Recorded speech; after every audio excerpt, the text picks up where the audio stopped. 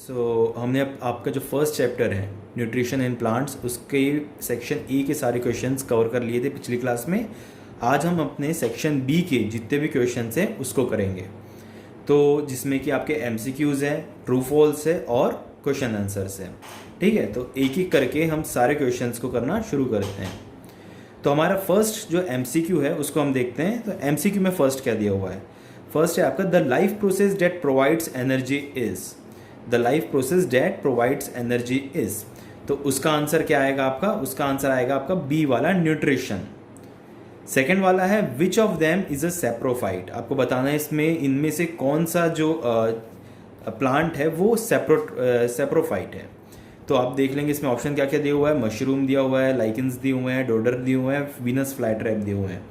तो आपको सबको पता है, हमने पिछली बार पढ़ भी चुका है कि जो सेप्रोफाइट इनमें से कौन सा आएगा? इनमें से आएगा मशरूम। मशरूम एक सेप्रोफाइट है।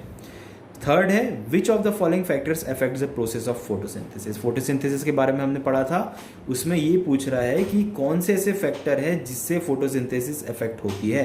तो इसका आंसर क्या होगा? इसका आंसर होगा डी, ऑक्सीजन। फोर्थ है आपका which of the following organism takes the nutrition from dead and decaying matter. Dead, मरे हुए और जो सड़े हुए चीज़ें रहती है, उससे ऐसा कौन सा ऑर्गेनिज्म है जो अपना फूड लेता है? तो हमने इसमें पहले ही देखा था, इसमें कौन सा आएगा? इसमें आएगा फंगाई। फंगाई जो रहता है वो अपना जो फूड रहता है वो डेड एंड डिकेइंग ऑर्गेनिज्म से लेता है। उसके बाद है आपका ट्रू फॉल्स। ट्रू फॉल्स में फर्स्ट देखते हैं, heterotrophs are the organisms which produce their own food for themselves.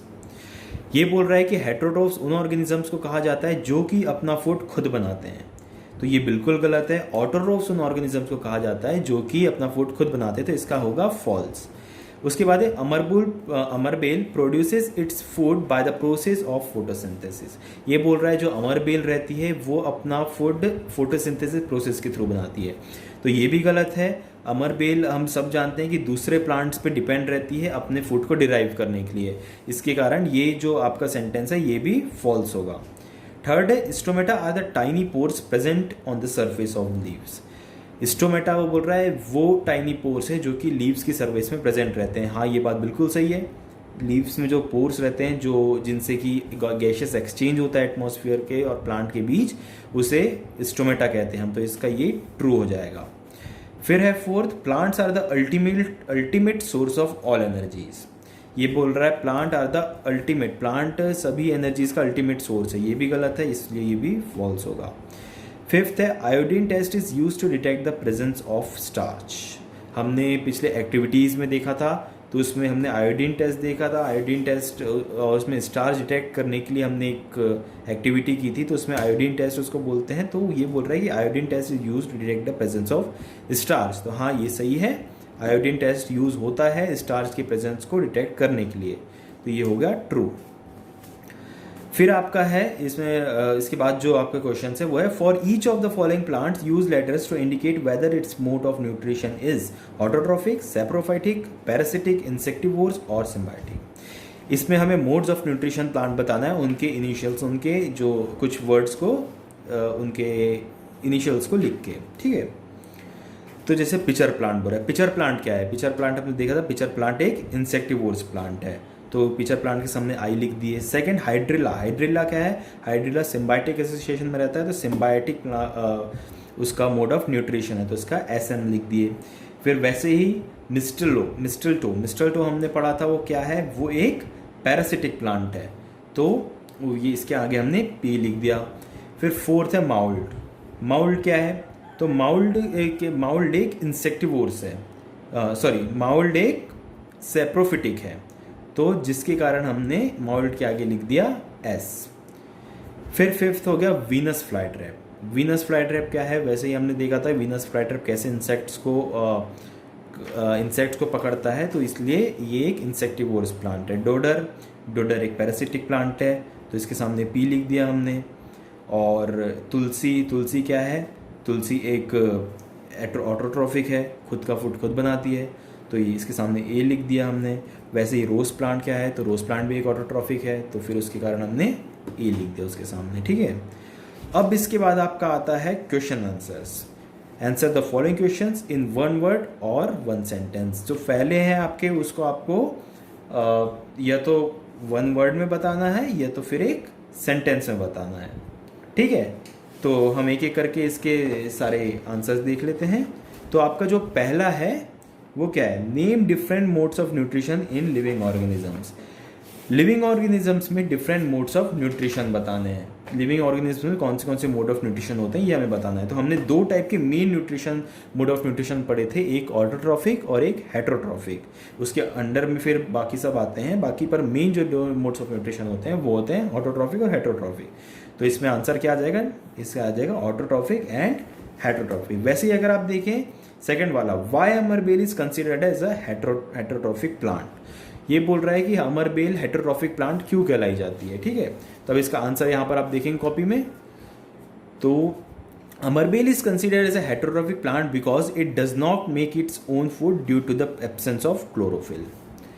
ये बोल रहा है कि अमरबेल हेटरोट्रॉफिक प्लांट इसलिए नहीं कहलाती क्योंकि वो अपना फूड खुद नहीं बनाती।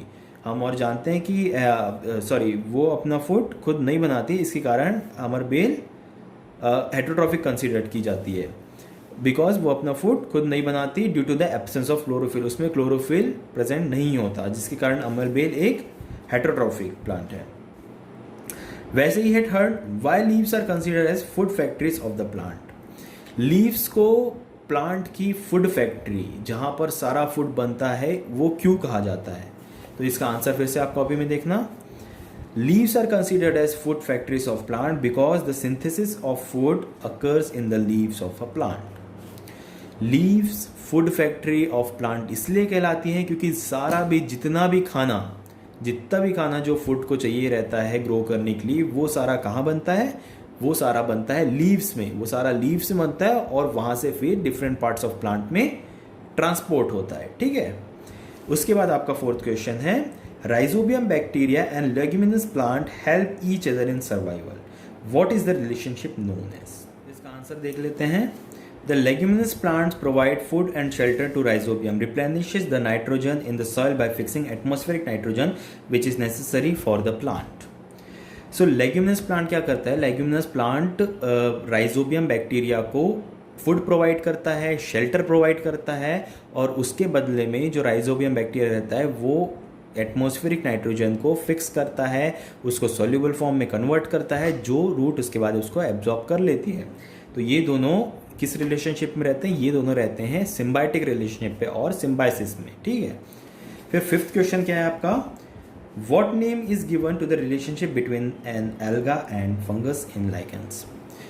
वो पूछ रहा है कि एल्गा और फंगस के बीच लाइकेंस में जो रिलेशनशिप रहते हैं उसको क्या बोलते हैं। तो उसको भी हम बोलते हैं सिम्बायोटिक रिलेशनशिप। आपके बुक में दिया हुआ है तो उसे कहते हैं हम सिम्बायोटिक रिलेशनशिप। उसके बाद आपके हैं शॉर्ट क्वेश्चन आंसर। ठीक है, तो फर्स्ट क्वेश्चन क्या है आपका, lichens are a composite of which two organisms, what type of nutritional relationship exist here. अभी हमने देखा तो लाइकेंस किस किस चीज़ से बने रहते हैं। लाइकेंस में क्या क्या रहता है, लाइकेंस में रहते हैं एल्गा और फंगस। लाइकेंस में क्या रहता है, एल्गा और फंगस। और what type of the nutrition relationship exist here, ये पूछ रहा है किस टाइप की न्यूट्रिशन रिलेशनशिप उधर होती है। तो वो होती है सिम्बायोटिक रिलेशनशिप। क्या होती है, सिम्बायोटिक रिलेशनशिप। ठीक है, उसके बाद है सेकंड क्वेश्चन है आपका, how rhizobium helps to replenish the soil nutrients. ये बोल रहा है कि राइजोबियम सॉइल न्यूट्रिएंट्स को रिप्लेनिश करने में कैसे हेल्प करता है। तो उसका आंसर क्या होगा, leguminous plants replenishes the soil by the presence of rhizobium. These plants contain legumes and nodules which reside in the bacteria called rhizobium. These bacteria convert the atmospheric nitrogen into a soluble form that can be absorbed by roots. तो इसका answer क्या हो गया, जो legumes हमने अभी देखा पिछले क्वेश्चन में कि लेग्यूमिनस प्लांट क्या करते हैं, लेग्यूमिनस प्लांट में राइजोबियम बैक्टीरिया के साथ एक सिम्बायोटिक रिलेशनशिप में रहते हैं। तो राइजोबियम क्या करता है, राइजोबियम एटमॉस्फेरिक नाइट्रोजन जो रहती है उसको सॉल्युबल फॉर्म में कन्वर्ट करता है नाइट्रोजन के, क्योंकि जो प्लांट रहता है वो डायरेक्ट एटमॉस्फेरिक नाइट्रोजन को एब्जॉर्ब नहीं कर पाता, जिसके कारण उसको चाहिए रहता है कि वो एक सॉल्युबल फॉर्म में कन्वर्ट हो, जिसके बाद उसको एब्जॉर्ब कर पाए। तो ये काम उसको कौन करके देता है? ये काम उसको कम करके देता है राइजोबियम बैक्टीरिया, जो कि उसके साथ एक सिम्बायोटिक रिलेशनशिप में रहता है। तो इस तरह जो सॉइल न्यूट्रिएंट्स है वो रिप्लेनिश हो जाते हैं। ठीक है। थर्ड है, how do bacteria and fungi play a vital role in keeping our environment clean. ये बोल रहा है कि बैक्टीरिया और फंगाई कैसे अपना रोल प्ले करते हैं हमारे एनवायरनमेंट को क्लीन रखने में। तो इसका आंसर है bacteria and fungi decompose dead organic wastage of plant and animals, converting them into simple substances. These substances are again used by other plants and animals. Thus, bacteria and fungi play a vital role in keeping the environment clean. Bacteria और fungi decompose करते हैं, चीज़ों को decompose करते हैं। जो आपके घर का प्लांट्स वाला जो सब्जियां निकलती है, बाकी जो एनिमल्स डेड होते हैं उनको डिकम्पोज करता है फंगाई और बैक्टीरिया, और उनको सिंपल कंपोनेंट्स के फॉर्म, सिंपल सब्सटेंसेस के फॉर्म में कन्वर्ट करता है, जो कि बाद में प्लांट्स उन्हीं को एब्जॉर्ब करते हैं। आप देखे होंगे कि जितनी भी सब्जियां रहती है और दूसरी चीज़ों को सड़ा के जो खाद बनाई जाती है, वही होता है कि जो फंगाई बैक्टीरिया रहते हैं वो उसको डिकम्पोज करते हैं, जिसके कारण वो सिंपल सब्सटेंसेस में कन्वर्ट हो जाता है, और उसके बाद उसको हम प्लांट्स में डालते हैं या उसको फिर बाद में प्लांट्स एब्जॉर्ब करते हैं। ठीक है। तो इस तरह जो बैक्टीरिया और फंगाई है अपना एक रोल प्ले करते हैं एनवायरनमेंट को क्लीन रखने में। फिर फोर्थ क्वेश्चन है आपका, What do the term host and parasite mean? Explain giving example of a plant. वो बोल रहा है कि होस्ट और पैरासाइट का मतलब क्या होता है, होस्ट और पैरासाइट टर्म का मतलब क्या होता है, और उसका एक एग्जाम्पल देने बोल रहा है। ठीक है। तो इसका हम देख लेते हैं। द हेट्रोट्रोफ्स लिव इन और on the other organisms and deriving food from them are called parasites. वो हेट्रोट्रोफ्स जो कि दूसरे ऑर्गेनिजम्स पर डिपेंड रहते हैं अपने फूड के लिए, और लिविंग ऑर्गेनिजम्स पे, लिविंग प्लांट्स पे डिपेंड रहते हैं अपने फूड के लिए, उन्हें हम कहते हैं पैरासाइट।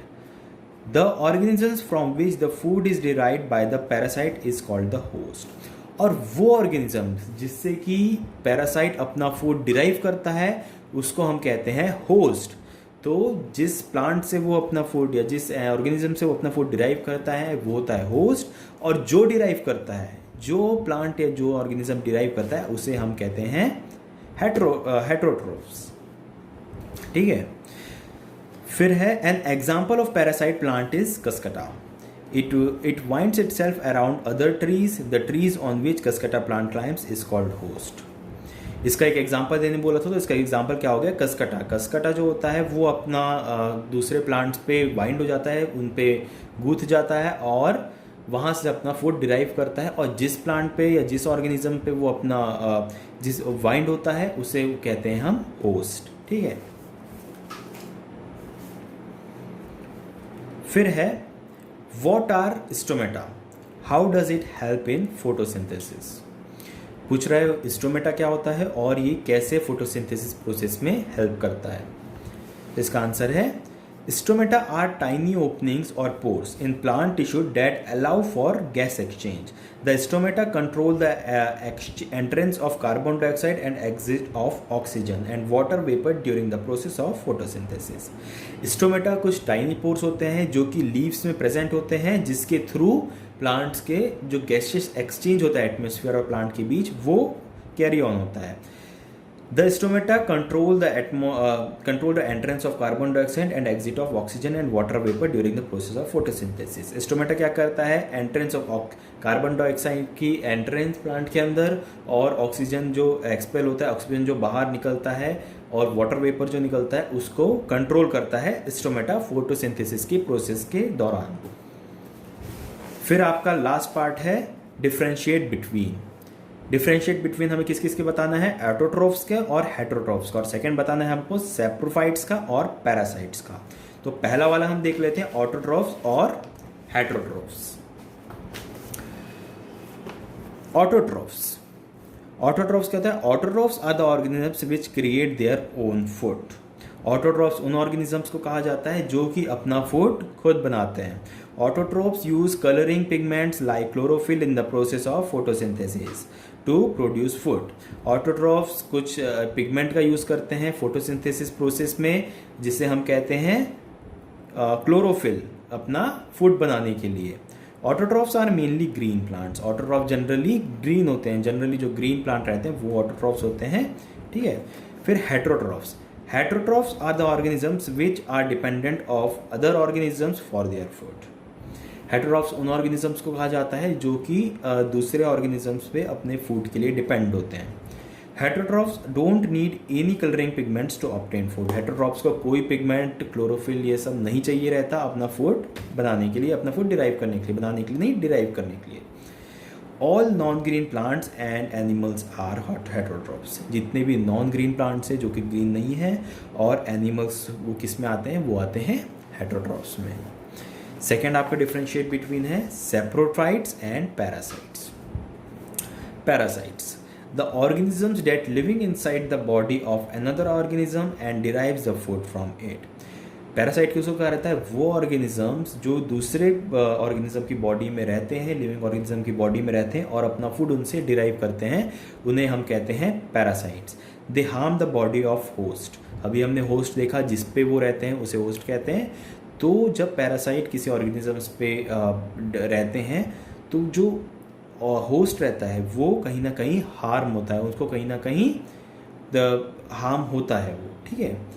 फिर उसके बाद है Cuscuta plant is a parasite. उसने एग्जांपल दिया है एक कि कसकटा पैरासाइट का एक एग्जांपल है, Cuscuta plant is a parasite. Saprophytes, the organism that feeds on dead and decaying organic matter, they do not require any host.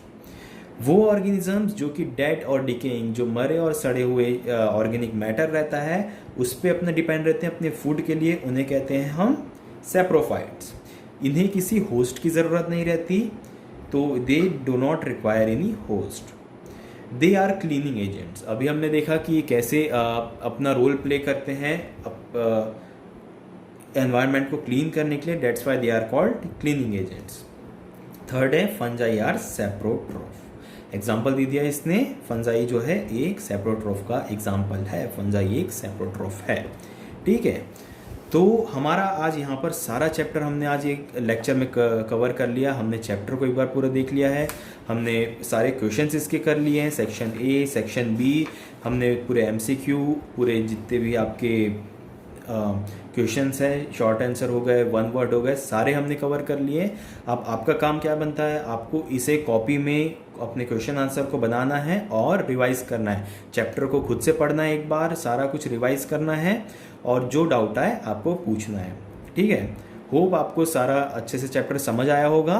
तो हम अपने नेक्स्ट लेक्चर में हमारा नया चैप्टर शुरू करेंगे जो कि है न्यूट्रिशन इन एनिमल्स, ठीक है। तो ये हमारा चैप्टर हम अपने नेक्स्ट लेक्चर में शुरू करेंगे। तो तब तक के लिए आप अच्छे से पढ़ें। Thank you.